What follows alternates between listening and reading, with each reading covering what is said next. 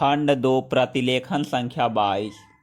महोदय, सरकार की ओर से इन भाषा संस्थानों को विशेष संरक्षण तथा सुविधाएं प्राप्त है।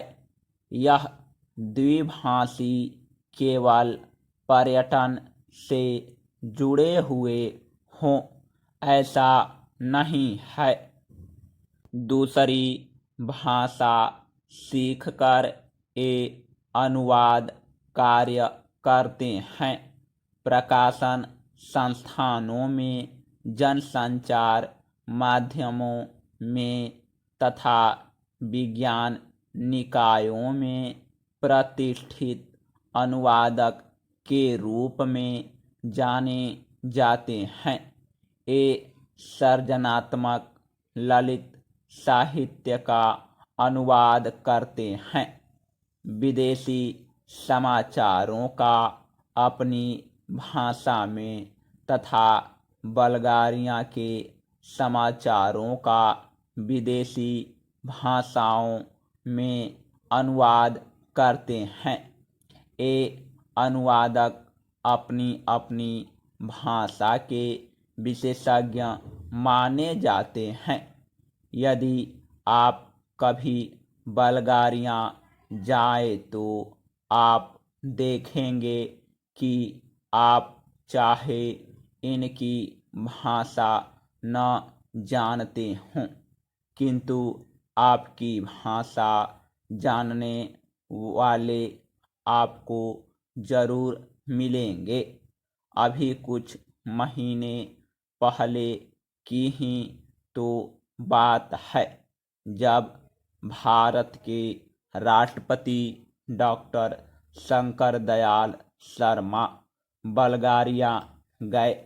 वहाँ बल्गारिया वासियों ने हिंदी में उनका स्वागत किया और भारत संबंधी प्रश्न भी उन्होंने राष्ट्रपति जी से हिंदी में ही किए।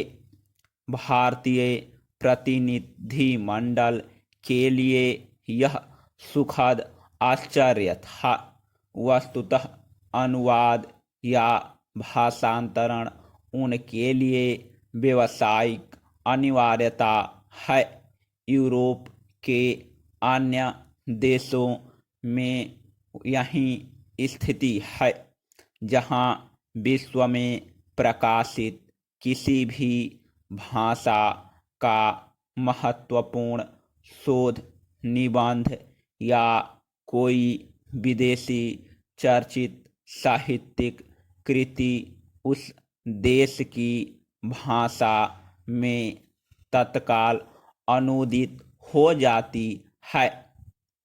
इतिहास साक्षी है कि ईसाई धर्म के प्रचार में अनुवाद की भूमिका कितनी महत्वपूर्ण रही है। ईसाई धर्म के विश्वव्यापी प्रचार के लिए बाइबिल के अनुवाद की व्यापक योजना बनाई गई।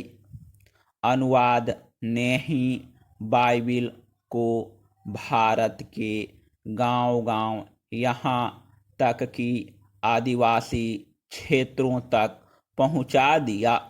बाइबिल के बाद सबसे अधिक भाषाओं में और एक ही भाषा में कई बार भागवत गीता का अनुवाद हुआ।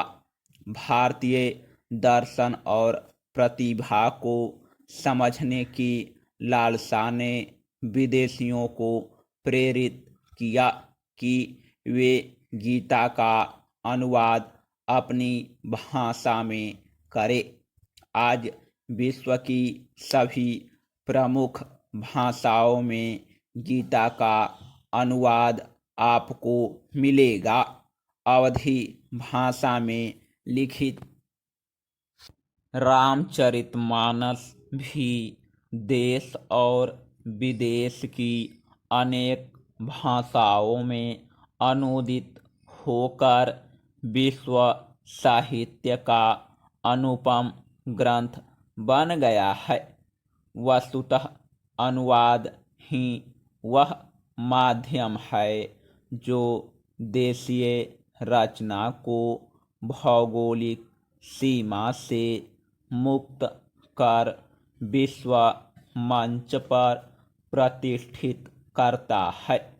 गीतांजलि की ख्याति का एक प्रमुख कारण उसका विदेशी भाषाओं में अनुदित होना भी है।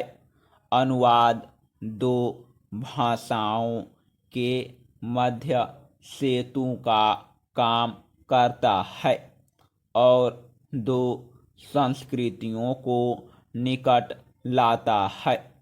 अनुवाद की नींव है दो भाषाओं का ज्ञान और उन भाषाओं पर व्याकरण और शैली की दृष्टि से ऐसा पूर्ण अधिकार कि अनुवादक एक भाषा भाव व विचार राशि को दूसरी भाषा में पूर्णतः इस प्रकार रूपांतरित करे कि पाठक मूल रचना की संवेदना से भी परिचित हो सके तथा अनुवाद पढ़कर उसे मूल का सा आनंद भी मिल सके।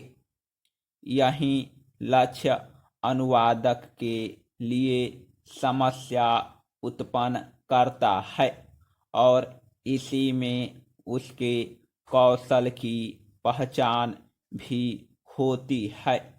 स्रोत भाषा का ज्ञान अनुवादक के लिए इसलिए अपरिहार्य माना जाता है। समाप्त।